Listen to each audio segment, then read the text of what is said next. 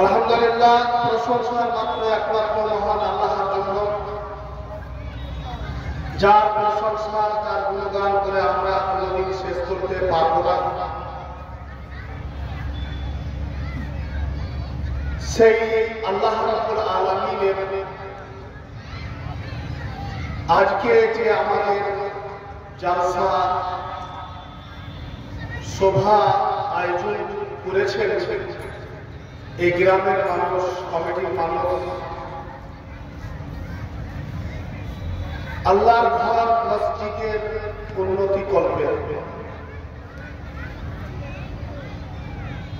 মসজিদ আল্লাহর বাড়ি, আল্লাহর ঘর, ইবাদতের জায়গা, আল্লাহকে রাজি করার জায়গা। ভাইরা আমার, যুবক ভাইরা আমার, মাইকের আওয়াজ যারা শুনতে পাচ্ছেন, দোকান বাগানের দিকে না থেকে দুটো কথা শোনার জন্য স্টেজের আগাদিকে আছেন যুবক আমার বাবুরা, আমার ভাইরা, আমার কলেজার টুকরা বাবুরা আমার দোকানের দিকে না থেকে স্টেজের কাছে এসে এখানে আল্লাহর ফেরেশতা নাযিল হয়, কোরআন হাদিসের কথা যেখানে আলোচনা হয়, কোরআনের যেখানে কোরআন তেলাওয়াত করা হয়, আল্লাহর রাসূলের হাদিস তেলাওয়াত করা হয়, সাহাবীদের জীবনী পাঠ করা হয়, সেখানে ফেরেশতারা আল্লাহর রহমত বর্ষণ করে। এই স্টেজের আগাদিকে মাত্র ৫-৭টা লোক। আমার ভলেন্টিয়ার ভাইদেরকে বলবো যে আপনারা দয়া করে বন্ধু বান্ধবকে, যারা এই গ্রামের যারা বয়স্ক বাচ্চি আমার, যারা বাড়িতে বসে আছেন, দয়া করে স্টেজের কাছে এসে এই সময়টা পাবেন না। পৃথিবীর মধ্যে সব থেকে মূল্যবান জিনিস হচ্ছে সময়, সব থেকে সময় হচ্ছে মূল্যবান। আপনি এই সময়টা, এক একটা সময়ের দাম আছে। ফজরের নামাজ যদি আপনি জামাতে পড়েন, যে সওয়াবটা পাবেন, যদি আপনি জামাতের পরে পড়েন তো ওই সওয়াবটা আপনি পাবেন না। যে সময়টা আপনি জামাতে নামাজ পড়তে গেলে যে মনে তৃপ্তি আসবে, সে তৃপ্তি আপনি জামাত ছুটে যাওয়ার পর পড়লেও আর পাবেন না। সময়ের একটা মূল্য আছে। দয়া করে আমি বলবো আমার এই গ্রামের মানুষকে যে ওই দোকানে ঘুরে না বেরিয়ে, দোকানের সময়টা নষ্ট না করে, আমার বয়স্ক বাচ্চাদেরকে বলবো যে আপনারা বাড়িতে না থেকে দয়া করে বলেছে এই স্টেজের আগাদিকে আসুন। দুটা কথা আমাদের শুনে যাবে, আমাদের দুটা ইলিম নিয়ে, সামান্য ইলিম নিয়ে আপনাদেরকে দু চারটা কথা, সভাপতির অনুমতি দিয়ে দু চারটা কথা বলার সুযোগ পেয়েছি। এই দু চারটা কথা আমি আপনাদেরকে বলে ইনশাআল্লাহ আমার পরে যেগুলো তাবড় তাবড় আলেম বক্তা আসবে তাদের মুখ থেকে কোরআন ও হাদিসের যারা দরিয়া সমুদ্র, তাদের মুখ থেকে যে কথাগুলো শুনবেন ইনশাআল্লাহ আপনারা আমার কাছ থেকে দু চারটি কথা আপনারা শুনে যাবেন। বাচ্চিরা আমার, ভাইরা আমার, ওই জায়গা থেকে দাঁড়িয়ে না এসে এখানে এসে বসে। ও ভাইরা, ওইখানে দাঁড়িয়ে না থেকে এখানে এসে বসে। যদি জানতেন তাহলে এখানে এসে একটু বসতেন। এখানে জায়গাটা কত মূল্যবান জায়গা, এটা খুব দাম। তো আপনারা দাঁড়িয়ে না থেকে এখানে এসে একটু বসেন। আর আমার যুবক ভাইরা, আপনারা দয়া করে এখানে আসার চেষ্টাটা করেন। আমি দু চারটা কথা আমি শুরু করছি। প্রথম কথা হচ্ছে যে দেখেন, বাড়িতে নামাজ হবে, হাটে ঘাটে নামাজ হবে, হাল বহাতে গেছেন, জমিতে চাষ করতে গেছেন, মাঠে ঘাটে নামাজ হবে। কিন্তু আল্লাহ এক একটা জায়গাকে আল্লাহ খাস করে দিয়েছেন, যেটা মসজিদ। মসজিদটা এই জন্য আল্লাহর আদেশ হয়েছে যে মসজিদে আল্লাহ ইবাদত হয়, আল্লাহকে স্মরণ করার জন্য, আল্লাহকে সন্তুষ্ট করার জন্য মসজিদে আপনার কোনো মনের মধ্যে ঝামেলা, আপনার প্রেশানি, আপনার বালা মুসিবত, ধরে নেন আপনি বাড়িতে আপনি কোনো মুসিবতে আছেন, কোনো টেনশনে আছেন। আজকে তো মানুষ কতটা বুঝে না, বুঝার চেষ্টা করে না। ছোট্ট থেকে নিয়ে মায়ের পেট থেকে যেদিন দুনিয়াতে এসেছে সেদিন থেকে নিয়ে 40-50 বছর অবধি শয়তানকে বাসা বেঁধেছে, শয়তান বিরাজ করেছে।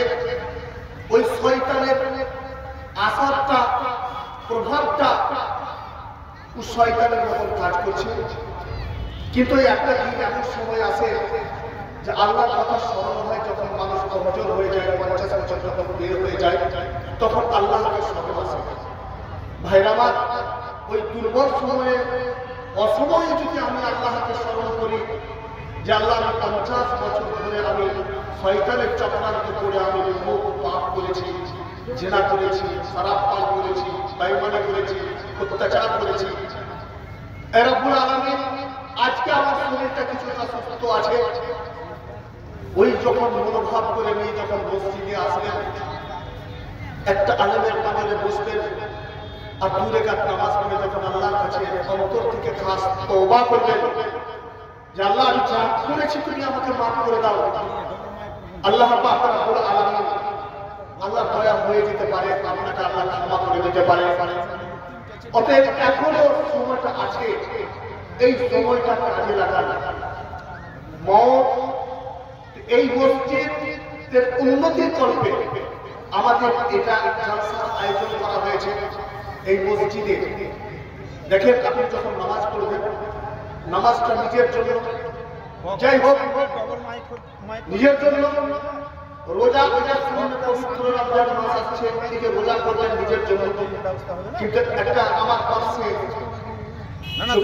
আমার ভাই আকমাল পাশে বসে আছেন, সভাপতি সাহেব জিজ্ঞাসা করবেন দান সাদকা এমন একটা দান, এমন শক্তি, এক আদর আর স্পিরিট যে আপনি দেখবেন দোকানে বাগানে, এই যে পাশে দোকান বাগান বসেছে, আপনি আপনার বাড়িতে যাদের মাইকের আওয়াজ শুনতে পাচ্ছেন, এমন একটা বাড়ি পাট নেই যে 2 কেজি 3 কেজি 4 কেজি 5 কেজি মাংস দেয়নি। যার ইচ্ছা নেই সেবলিত হয়েছে, একটা গরুর মাংস নিয়েছে এবং বেটির মাটি চাউল বা কুটুম সরকার আজকে এসেছে, তার বাড়িতে 1000 1200 1500 4000 2000 5000 টাকা খরচা হচ্ছে। মানুষ আনন্দ ফুর্তি করছে। এই যে একটা মানুষের আজকে 1500 2000 টাকা 5000 টাকা খরচা করে দিচ্ছে, বন্ধু বান্ধবকে দোকান বাগানে নিয়ে এসে 500 টাকা খরচা করে দেবে। কেন? শয়তান তখন আপনাকে বলবে না কিছু, শয়তান তখন আপনাকে আগে কেনে যে আপনি যে কাজটা করছেন, অপচয় কাজ করছেন, এটা আপনি শয়তানি কাজ করছেন। কিন্তু যখনই আপনাকে বলা হবে, মাওলানা যখন আপনাকে বলবে এই যে এখন যে আপনি ওই 500 টাকা 1000 টাকা লান তানালুল বিররা হাত্তা তুনফিকু মিম্মা তুহিব্বুন, মানে যে মালটাকে তোমার সবথেকে মহব্বত ভালোবাসা, যাকে তুমি ভালোবাসো। আজকে মানুষ বেটা বেটি স্ত্রী সম্পদ থেকে সবথেকে বেশি ভালোবাসে টাকাকে। টাকার জন্য মানুষ দুনিয়াতে ত্রাহি ত্রাহি করছে, ছোটাছুটি করছে। যুবকেরা রাতকে রাত সারা রাত খাটে চলে গেছে, রাত আরামের জন্য করেছে, কিন্তু কতগুলো মানুষ সারা সারা রাত টাকার জন্য ছুটে বেড়েছে। কারণ টাকা এমনই একটা জিনিস, ওই টাকা সব থেকে মায়ার জিনিস। যখনই আপনাকে বলবো আপনি 500 টাকায় মসজিদে দান করেন, আল্লাহর ঘরে আল্লাহ বলছে আমি তোমার কাছে 500 টাকা ধার চাচ্ছি, আমাকে ধার। দেখেন তো, সারা পৃথিবীর যিনি সম্রাট, সারা পৃথিবীর যিনি স্রষ্টা, সারা পৃথিবীর যিনি মালিক, সারা পৃথিবীর যিনি রব, তিনি বলছেন আমাকে কিছু ধার দাও না, আমাকে কিছু পয়সা দাও না। তখন আপনার কাছে শয়তান পৌঁছে যাবে যে কেমন কথা হলো, মাওলানা 500 টাকা চাইছে, তুই দিস না, 5000 টাকা তুই বাড়িতে খরচ কর, তোর বহু বেটি নিয়ে আমল ফুর্তি করবি, তুই টাকা মতো তুই দেখতে পাচ্ছিস। কিন্তু মাওলানা যেটা বলছে যে 500 টাকা দান করলে, আমার মা মরে গেছে, আমার বাপ মারা গেছে, আমার কোনো স্ত্রী মারা গেছে, কাউরে ছেলে পিলে মারা গেছে, আল্লাহ কসম করে বলছে মাওলানা বসে আছে, যদি আপনি দান করেন, আপনি কোন নিয়তে যে আমার মা কবরে শুয়ে আছে, আমি মায়ের নামে মৌলানা 500 টাকা দিচ্ছি। সঙ্গে সঙ্গে ওই দানের যে একটা গতি, ওই দানের যে একটা তাগত, ওই দানের যে শক্তি, কবরে যে একটা আঘাত দেবে। কবরের আযাবটা আপনার মায়ের যদি কবরে আযাব হয়ে থাকে, ওই সন্তানের 500 টাকা 5000 টাকার বদলতে আপনার মায়ের কবরের আযাবটা বন্ধ হয়ে যাবে। বাপজিরা আমার, ওখানে শয়তান বলবে যে 500 টাকা আমার কাছে যদি আপনি ধার চান, 500 টাকা আপনি দিয়ে দিলাম, কিন্তু তারপরে আমি 500 টাকার বেশি আপনাকে দিব না। কিন্তু আল্লাহ পাক রব্বুল আলামিন বলছেন, বান্দা তোমার কাছে আমি 5000 টাকা ধার চাচ্ছি, কিন্তু আমি তোমাকে 5 কোটি টাকা দিতে পারি, 5 লাখও দিতে পারি, কিন্তু আমি কম দিব না, কিন্তু আমি তোমাকে দিব, কিন্তু তোমার কাছে আমি চাচ্ছি। আল্লাহ বলছে, বান্দা তোমার কাছে আমি ধার চাচ্ছি, আমি তোমার কাছে ধার চাচ্ছি। এই যে মসজিদটা হচ্ছে আমার ঘর, এই মসজিদটা হচ্ছে আমার ঘর। ইন্নামা ইয়ামুরু মাসাজিদাল্লাহ মান আমানা বিল্লাহি ওয়াল ইয়াউমিল আখির। মসজিদ আবাদ করবে কারা? মসজিদ আবাদ করবে লম্পটেরা না, মসজিদ আবাদ করবে চোরেরা, মসজিদ আবাদ করবে গায়ে মুসলিমরা, মসজিদ আবাদ করবে ইহুদিরা, মসজিদ আবাদ করবে খ্রিস্টানেরা। মসজিদ আবাদ করবে যারা আল্লাহকে ভালোবাসে, যারা আখিরাতকে ভয় করে, যারা কবরের আযাবকে ভয় করে, যারা জাহান্নামের আগুন বলে ভয় করে, যারা ঈমানদার, যারা মুমিন, যারা 5 ওয়াক্ত নামাজি, আল্লাহর যারা প্রিয় বান্দা, তারা মসজিদে দান করবে, মাদ্রাসায় দান করবে। ভাইরা আমার, একটা হচ্ছে দেখেন মুমিন একটা আলাদা করবে না, মুমিন হচ্ছে আলাদা, ঈমানদার মুমিন হচ্ছে আলাদা, তাকওয়াশীল মানুষ হচ্ছে আলাদা।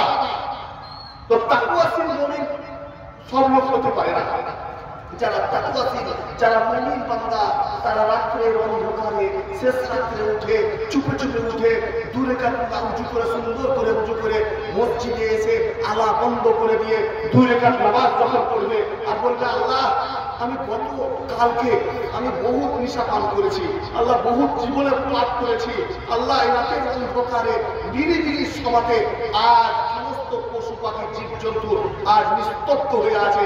এই একটা নিরিবিলি সময় আল্লাহ, এই রাত্রি 2:30, 3টা, 3:30টার সময় তোমার দরবারে হাত উঠেছি। আল্লাহ আমি তো কোনো পাপী, আমি তো কোনো গুনাহগার, আমি তো আদম সন্তান, আমার পায়ের নখ থেকে মাথার চূড়া পর্যন্ত আমি পাপে ভরপুর হয়ে আছি, পাপের পাহাড় নিয়ে তোমার দরবারে ভিক্ষা চাচ্ছি। আল্লাহ তুমি কি আমাকে মাফ করবে না?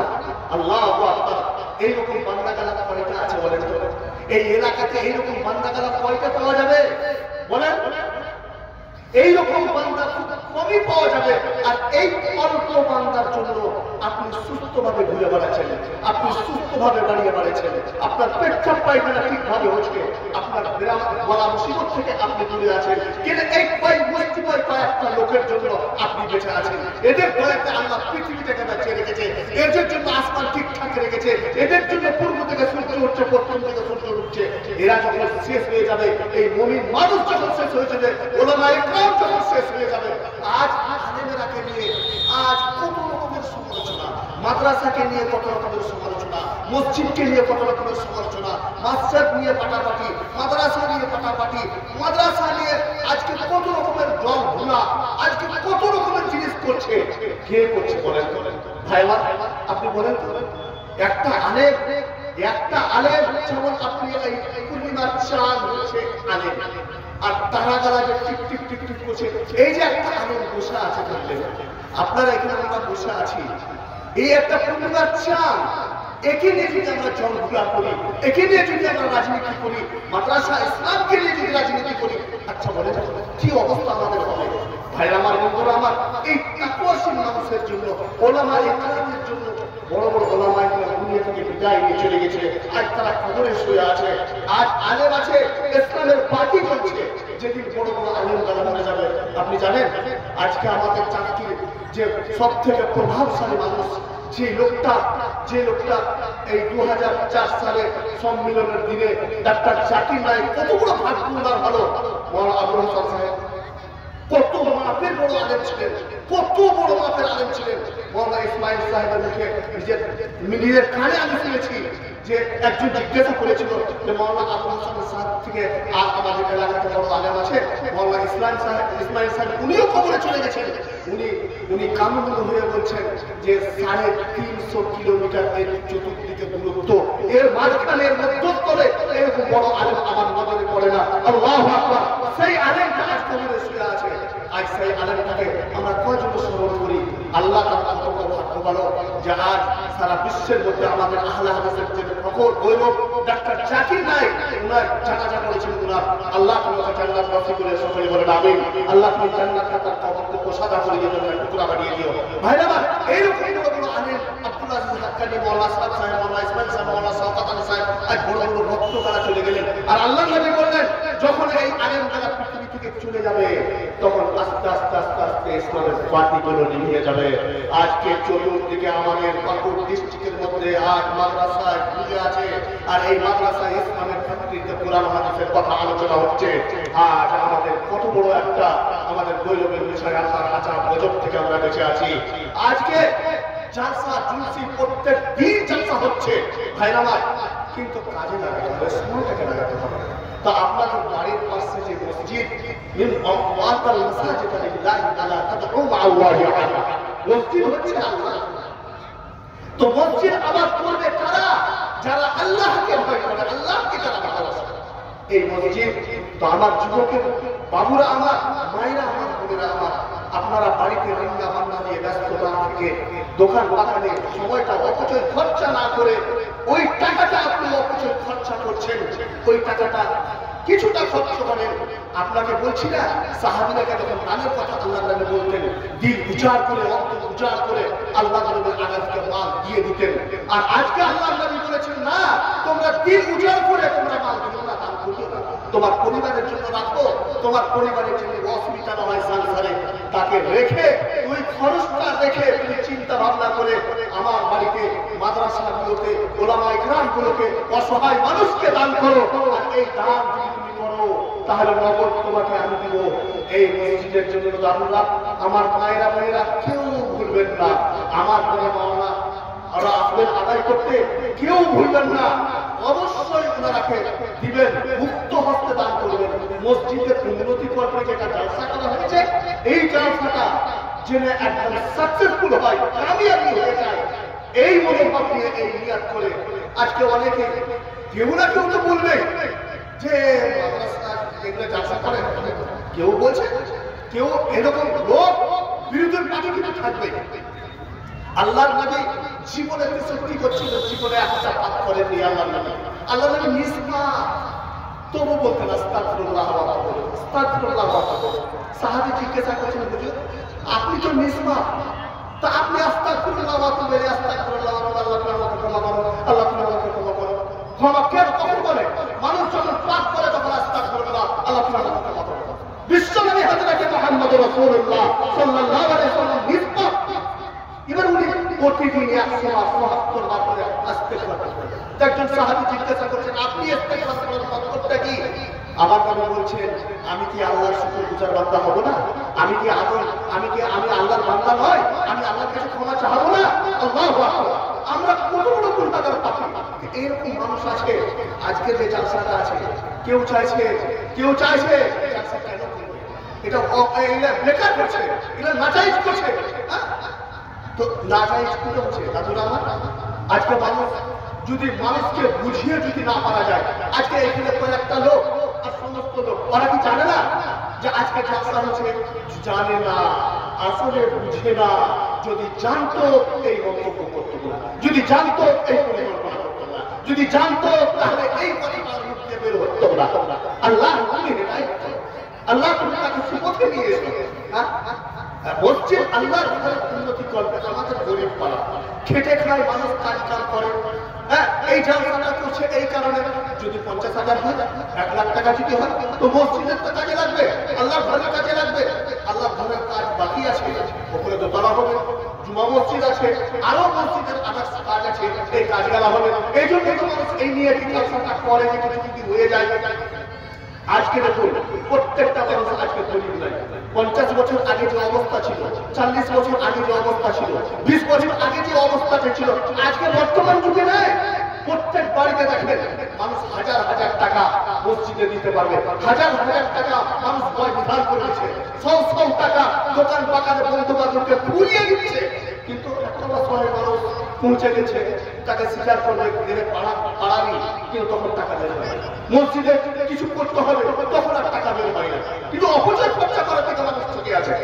ভাই, আজকে যে আমরা আমোদ ফুর্তি করছি, মহজম করছি, কুটুম সত্তারকে নিয়ে হাজার হাজার টাকা 100 টাকা খরচা করছি, এই মসজিদের দিকে লক্ষ্য রাখবেন, মসজিদের দিকে লক্ষ্য রাখবেন। আপনি 2000 টাকা খরচা করছেন, আপনি 1500 টাকা বাড়িতে খরচা করুন, 500 টাকা আল্লাহ ঘরে দেন। তবু তো আল্লাহ বলবে যে আমার বান্দা আমার ঘরে কিছু দিলে, আর আল্লাহ বলছে আমি হচ্ছে স্রষ্টা, তুই হচ্ছে সৃষ্টি। যখন তুই আমাকে ওভারটেক করার চলার চেষ্টা করবি, আমি বান্দা, আমি সব কিছু করতে পারি, সব কিছু করতে পারি, সব কিছু করতে পারি। সামান্য একটু আজাদ, যে পৃথিবীর সম্রাট, যে পৃথিবীর খালনায়ক, যে পৃথিবীর সুপার পাওয়ার, সেই আমেরিকাতে সামান্য একটু ঝলক দেখে না। আল্লাহ রাব্বুল আলামিন এটা একটা গজব দেয়নি, এটা আল্লাহ একটা ঝলক দিয়েছে। আপনি বলবেন আল্লাহর গজব যখন চলে আসে তখন কাউকে রক্ষা পায় না, ভালো মানুষ মরে, খারাপ মানুষও মরে, ইমানদারটাও মরে, বড়লোকটাও মরে, গরিবও মরে, সব মরবে। আমভাবে আল্লাহর গজব হয়।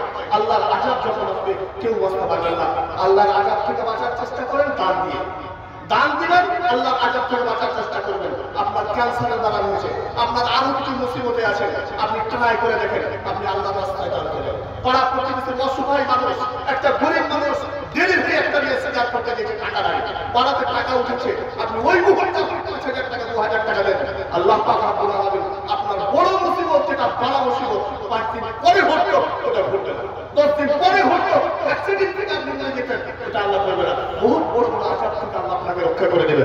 ভাই আমার, বন্ধুরা আমার, একটু চিন্তা ভাবনা করার চেষ্টা করুন, দুনিয়াতে চলাফেরা করেন, একটু চিন্তা করে চলার চেষ্টা করুন।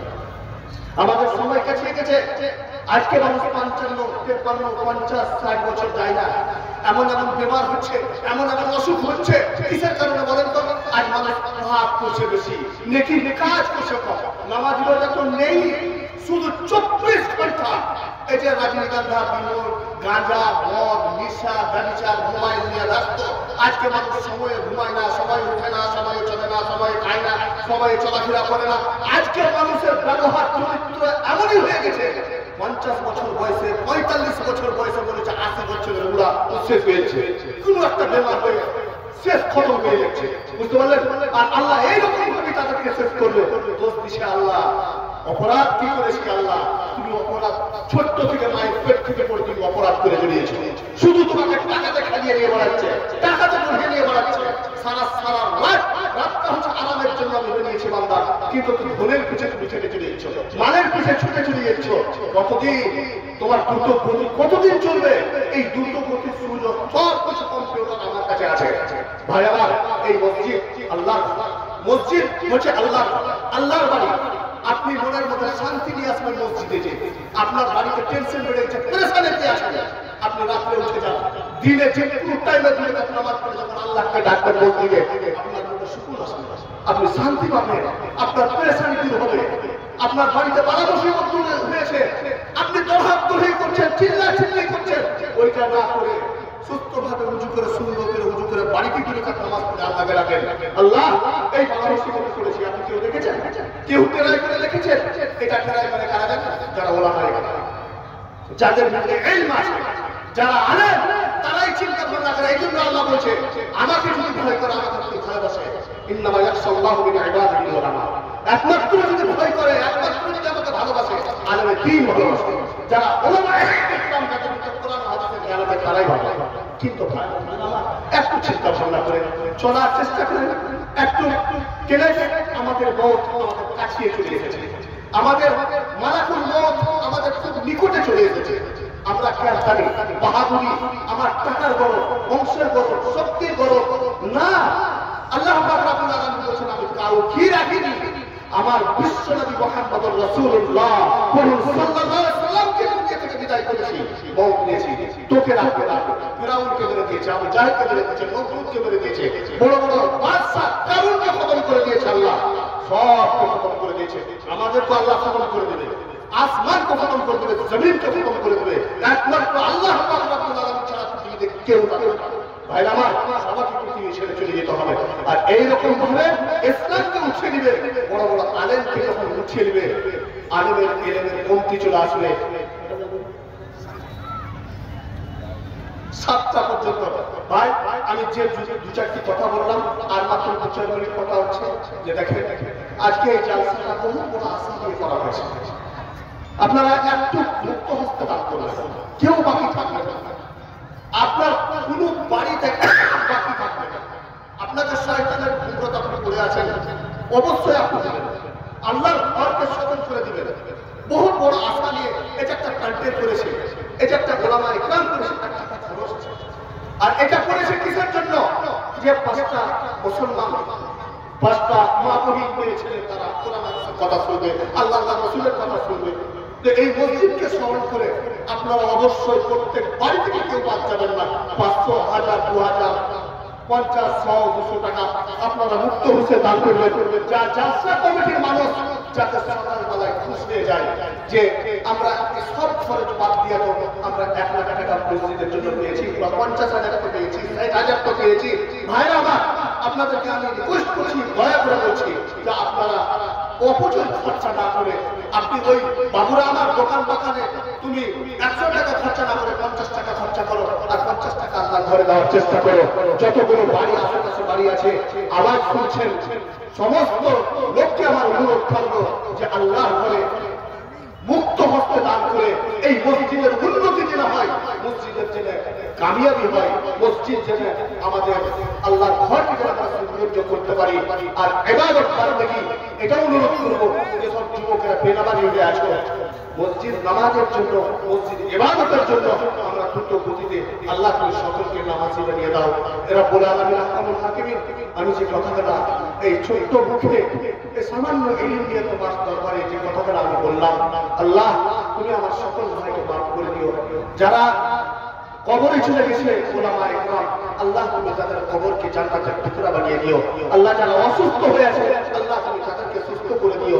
অনেক মায়েরা আমার বাচ্চারা আমার অসুস্থ হয়ে আছে, আল্লাহ বাড়ি থেকে আসতে পারে না, চেষ্টা করছে, মনে করছে যে মসজিদ জালসার গোড়াতে যে কথা শুনবো, কিন্তু আসা যায় বোকা তো হয় না। আল্লাহ তুমি তাদের দ্রুত সুস্থ করে আল্লাহ তুমি তাদেরকে চলার তৌফিক দান করো, সকলে বলেন আমিন। এরা রব্বুল আলামিন যে সমস্ত যুবকেরা আল্লাহ এই জালসার গায়ে আসার চেষ্টা করছে, আল্লাহ তুমি তাদেরকে জালসার স্টেজের আগাকে সামনে আসার আল্লাহ তুমি তৌফিক দান করো। আসসালামু আলাইকুম ওয়া রাহমাতুল্লাহি ওয়া বারাকাতুহু। ওয়া আলাইকুম আসসালাম ওয়া রাহমাতুল্লাহ। মাশাআল্লাহ, জাযাকুমুল্লাহ আহসান জাযা। সত্যিকারেরই আমরা দুনিয়ার মোহে পড়ে গিয়ে আমরা আল্লাহকে ভুলে গেছি এবং আল্লাহ রসুলের বিধানকে ভুলে গেছি। আজকে আল উলামা ওয়ারাসাতুল আম্বিয়া, যারা আম্বিয়া কিরামের ওয়ারিস, তাদেরকে নিয়ে আমরা ছিনিমিনি খেলছি, তাদেরকে লাঞ্ছিত, ঘৃণিত, পদদলিত, অপদস্থ করার চেষ্টা করছি। ভাই কতদিন করবে? কতটুকু আপনার পাওয়ার? এই অনেকটুকু পাওয়ার। যতক্ষণ আপনি ওই জায়গাটিতে আছেন বা আমি আছি বা আর কেউ আছে, ততক্ষণ পর্যন্ত পাওয়ার দেখাতে পারবেন। তারপরে আর আপনার কোনো পাওয়ার চলবে না। তারপরেও আপনি সেই জায়গা পাওয়ারে থাকবেন, আল্লাহর হাতে রয়েছে। আপনার বলকে আল্লাহ আপনার পাওয়ারকে সিজ করে নিতে পারেন, সঙ্গে সঙ্গে বলতে যাবেন, এমত অবস্থায় আল্লাহ আপনাকে প্যারালাইসিস দিয়ে আপনার মুখকে বন্ধ করে দেবেন। অতএব আলেমদের উৎসাহ থেকে, আলেমদেরকে লাঞ্ছিত করা থেকে, আলেমদেরকে ঘৃণিত করা থেকে, আলেমদেরকে গালি দেওয়া থেকে বেঁচে থাকুন। আলেমকে গালি দেওয়া নয়, নবী রসুলকে গালি দেওয়া, আম্বিয়া কিরামদের ওয়ারিসকে আপনি গালি দিচ্ছেন। ভাই তাই সতর্ক হন। যদি সত্যিকারেই আমরা সতর্ক হতে পারি এবং তওবা করে নিতে পারি, তাহলে আমাদের পরিণাম ভালো হবে। এ দুনিয়াতেও। আসসালামু আলাইকুম, ভালো আছেন? হজরের টাইম 5:05, 5:30 যাওয়ার, 5টায় আজান। এই জালসা হচ্ছে ইয়াতে ওই বেলপুকুরে। তো নিজের ভবিষ্যৎকে উজ্জ্বল করতে হলে এ সমস্ত গুনাহের কাজ থেকে নিজেকে বিরত রাখতে হবে। মসজিদ মুখে হতে হবে, মসজিদ মুখী হতে হবে, মসজিদে এসে ইবাদত করতে হবে, আল্লাহর ইবাদত করতে হবে। তবেই পরিত্রাণ পেয়েছে। যতই ধন থাক, ধনটা তো সাময়িক, এখন আছে, 1 ঘন্টা পর আপনার কাছ থেকে শেষ হয়ে যেতে পারে। এমন আল্লাহ আপনাকে বাধা দিবে যে এক মোচারে আল্লাহ আপনাকে শেষ করে দিতে পারে। আপনি তার পেয়ে আল্লাহর পেয়ে আল্লাহর সঙ্গে নাফরমানি করছেন, আল্লাহ রসুলের সঙ্গে নাফরমানি করছেন, আল্লাহর নাফরমানি করছেন, অবাধ্য হচ্ছেন, রসুলের অবাধ্য হচ্ছেন, সাবধান। তাই আল্লাহর কাছে দোয়া করব, আল্লাহ আমাদের সুমতি দান করো, যাতে করে আমরা সকলে তোমার কে রাজি করা করে তোমার অমূল্য ফল যেন অর্জন করতে পারি, এরকম মনোবল মনোজাত দান করো। আমিন। এবারে আপনাদের সম্মুখে আছেন ফাজিল আমির ফজিলত সাহেব জনাব মাওলানা নাজমুদ্দিন সাহেব, আপনাদের বেলপুকুর বড় জামে মসজিদের ইমাম সাহেব। এবারে মাইকে বক্তব্য পরিবেশন করার জন্য আসছেন ফাজিল আমির ফজিলত সাহেব জনাব মাওলানা নাজমুদ্দিন সাহেব।